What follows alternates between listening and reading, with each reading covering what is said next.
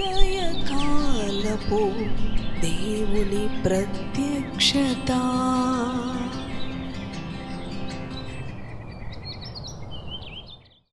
Praise the lord, హల్లెలూయా.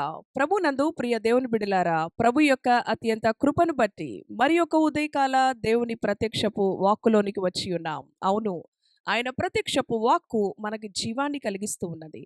నిర్జీవమైన మన పరిస్థితుల నుంచి మనలను విడిపిస్తూ ఉన్నది, మనలను నూతనీకరిస్తూ ఉన్నది, మనలను ఉల్లాసవంతంగా ఉత్తేజభరితంగా చేస్తూ ఉన్నది ఆయన ప్రత్యక్షపు వాక్కు.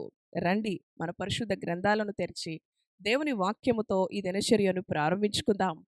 పరిశుద్ధ గ్రంథములో యెషయా గ్రంథం 61వ అధ్యాయము 7వ వచనమును చదువుకుందాం. మీ అవమానమునకు ప్రతిగా రెట్టింపు ఘనత నొందుదురు, నిందకు ప్రతిగా తాము పొందిన భాగము ననుభవించి వారు సంతోషింతురు. వారు తమ దేశములో రెట్టింపు భాగమునకు కర్తలగుదురు, నిత్యానందము వారికి కలుగును. హల్లెలూయా, దేవునికి స్తోత్రం. నిత్యానందము వారికి కలుగుతూ ఉన్నది. అవును, కొంతమంది జీవితాలలో కొంతసేపు దుఃఖము, కొంతసేపు ఆనందము. అవును ప్రియ దేవుని బిడ్డలారా, కానీ ఆయనను ఎరిగిన బిడ్డలకు నిత్యము ఆనందమే, శ్రమలో ఆనందమే, దుఃఖములో ఆనందమే, కష్ట పరిస్థితుల్లో ఆనందమే. అవును ప్రియ దేవుని బిడ్డలారా, ఆయన అంటున్నాడు, మీ అవమానమునకు ప్రతిగా మీకు రెట్టింపు ఘనతనిస్తానంటూ ఉన్న దేవుడు. మీ నిందకు ప్రతిగా మీరు పొందిన భాగమును అనుభవించి వారు సంతోషింతురు అంటూ ఉన్నాడు. ప్రియ దేవుని బిడ్డ, ఈ ఉదయకాలము ఎవరివైనా కూడా ఈ మాటలు వింటున్న నీ జీవితంలో నీ ప్రభు ఈ ఉదయకాలము నీకు ఇస్తున్న వాగ్దానం ఇది. నీవు నమ్మి దీనిని పొందుకో. ఆయన నిన్ను లేవనెత్తే దేవుడు. ఆయన ఎన్ని అవమానాల గుండా, ఎన్ని నిందల గుండా నీవు పయనిస్తూ ఉన్నప్పటికీ కూడా నీ అవమానమును తీసివేయడానికి నీ ప్రభు ఈ లోకానికి వచ్చి ఉన్నాడు. నీ అవమానమునకు ప్రతిగా నీకు రెట్టింపు ఘనతనివ్వడానికి ఆయన రక్షకునిగా ఈ లోకానికి ఉద్భవించి ఉన్నాడు. కనుక నీకు నిత్య సంతోషము కలుగులాగున నీ రక్షకుడు నీ జీవితములో, నీ కుటుంబములో, అవును, నీ కొరకు ఈ లోకానికి వచ్చి ఉన్నాడు. అవును ప్రియ దేవుని బిడలారా, ఆకాశ మహాకాశాలు పట్టజాలని తేజోమయుడు, మహిమాన్విత కలిగిన దేవుడు, సర్వసృష్టికర్త అయిన దేవుడు, సర్వాంతర్యామి అయిన దేవుడు, ఎంతో ఔన్నత్యము కలిగిన దేవుడు.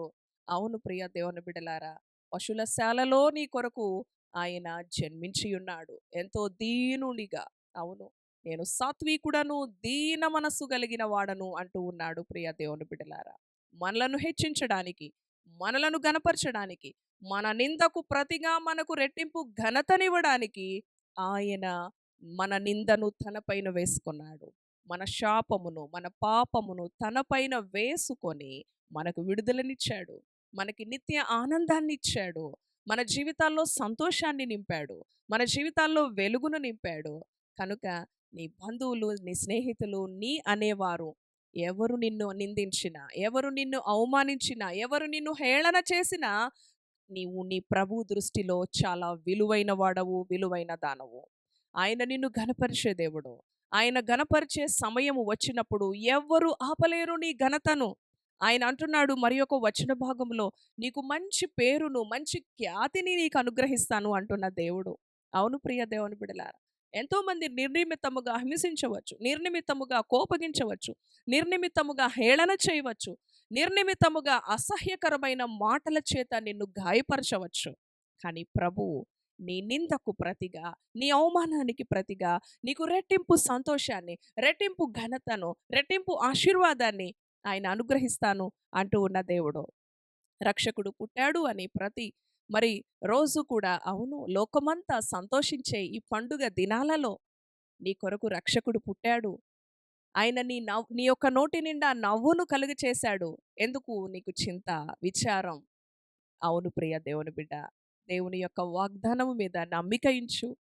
ఏ స్థితిలో ఉన్నా నీ యొక్క పరిస్థితిని మార్చివేసే దేవుడు నీతో మాట్లాడుతూ ఉండగా, అవును, ఆ స్థితిలోనే పడి కృంగిపోయి ఉండకుండా, అవును, నా నిందకు ప్రతిగా నా ప్రభువు నాకు ఘనతనిస్తాడు. ఎవరైతే నన్ను అవమానించారో, ఎవరైతే నన్ను నిందించారో వారి ఎదుట నన్ను ఆయన ఉన్నతంగా నిలబెట్టబోతా ఉన్నాడు.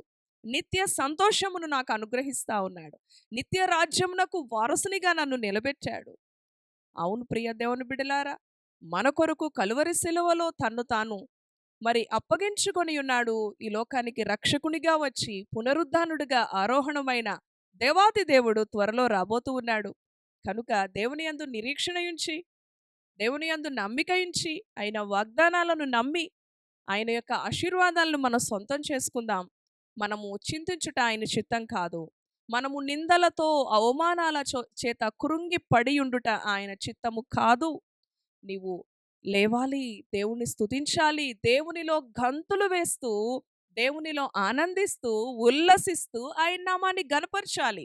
తద్వారా నీ నిందలు, నీ అవమానాలను కొట్టివేసి ఆయన నీకు ఘనతను ఇవ్వబోతూ ఉన్నాడు. సాతాను యొక్క ఉద్దేశం నిందల చేత, అవమానాల చేత, మరి కష్టాల చేత నీవు కృషించి, నశించి, హరించిపోవాలన్నదే.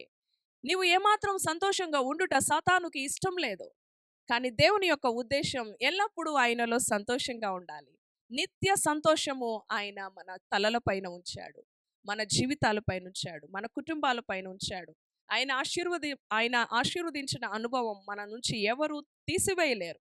ఆయన గణపరిచిన అనుభవం మన నుంచి ఎవరు దూరం చేయలేరు.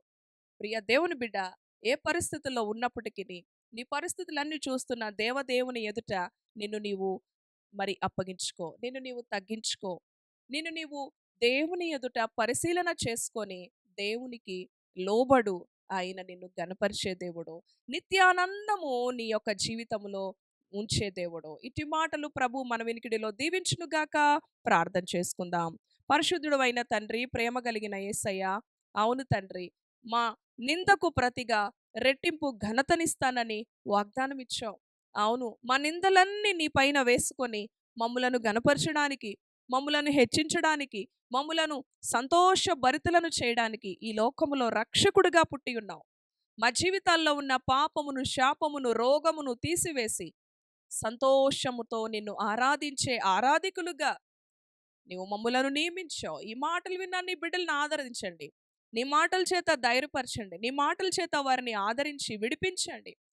ఎంతమంది వారిని నిందించినా, బంధువులు నిందించినా, పొరుగువారు నిందించినా, గాయపరిచినా రెట్టింపు ఘనతను ఇస్తానన్నావు. నాయనా, నిత్య సంతోషము నీ బిడ్డల తలలపైన ఉంచుతానన్నావు. తద్వారా ప్రభువ నాయనా, నీ బిడ్డలను ఈ మాటల చేత నీవు ధైర్యపరిచినందుకు నీకు కృతజ్ఞతలు. ఈ దినము నీ బిడ్డల యొక్క ప్రయాణాలలో, వారి పనులలో సమాధానము, విడుదల, నెమ్మది దయచేయండి. సంవత్సరపు ముగింపు దినాల్లో నీ రెక్కల నీడలో నీ బిడ్డలను సురక్షితంగా భద్రపరచమని నజరేయుడైన యేసయ్య పరిశుద్ధ నామములో ప్రార్థిస్తున్నాము తండ్రి. ఆమెన్.